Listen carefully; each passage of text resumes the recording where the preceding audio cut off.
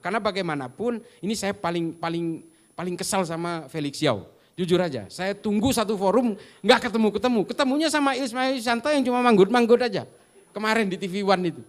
Saya udah incer, karena tadinya Felix ternyata diganti oleh Ismail. Saya tuh ngincer, tidak ada dalilnya dalam Islam itu membela tanah air. Ini ajaran dari mana?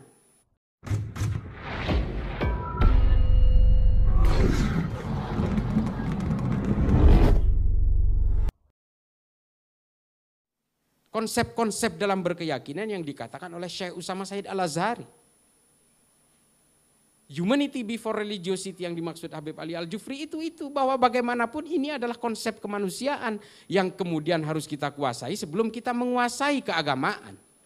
Konsep-konsep kelahiran ini loh. Lalu untuk apa kita yang berbeda kelahiran, berbeda bangsa, yang kemudian dicetak dengan agama masing-masing, lalu kita harus membenci perbedaan itu. Inilah kemudian yang harus kita emban itu. Kita makanya dituntut untuk menjadi Islam yang wasati. Kita berada di garis tengah, tidak ke kiri, tidak ke kanan. Makanya kita itu kemudian dituntut untuk melakukan kepatuhan terhadap konsep-konsep bernegara di luar konsep-konsep dalam beragama. Karena bagaimanapun ini saya paling kesal sama Felix Yao. Jujur aja, saya tunggu satu forum nggak ketemu. Ketemunya sama Ismail Yusanto yang cuma manggut aja. Kemarin di TV One itu. Saya udah incer, karena tadinya Felix ternyata diganti oleh Ismail. Saya tuh ngincer, tidak ada dalilnya dalam Islam itu membela tanah air. Ini ajaran dari mana? Dia nggak tahu bahwa korban perang Uhud itu namanya Mukhairik, orang Yahudi.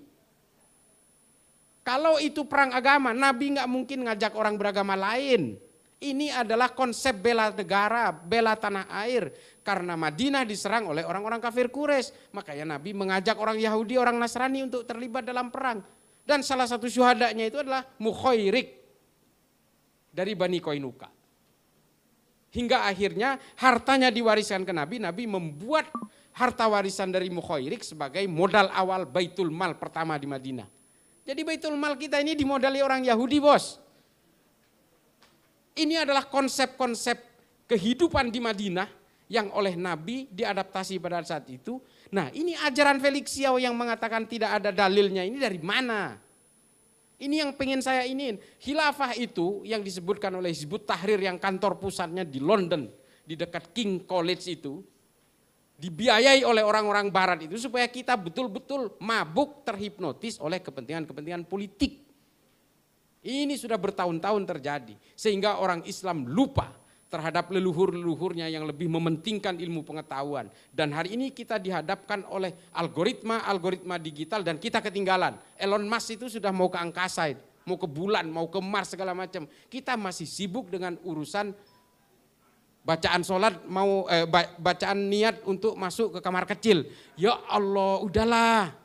Selesaikan itu. Belum soal nama. Kalau Wisnu ini kafir, nama yang Sri harus ganti. Wayang diharamkan.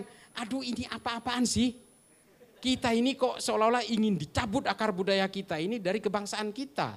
Sehingga apa? Ketika otak kita sudah nol, kita dikuasai oleh mereka dan kita didikte menjadi boneka-boneka mereka. Ini kan semua politik. Semua jaringan teror di seluruh dunia hari ini, itu semua tujuannya politik. Untuk menegakkan daulah khilafah Islamiyah. Oh, namanya keren. Ada Jamaah Islamiyah, Jamaah Ansarud Daulah, Jamaah Ansarud Khilafah.